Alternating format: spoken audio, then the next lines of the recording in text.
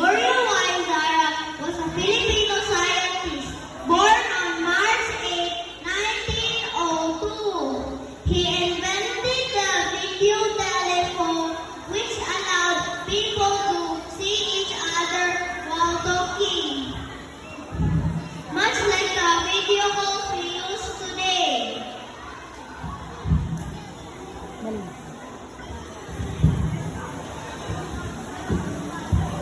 Zara's invention was a significant advancement in communication technology, laying the groundwork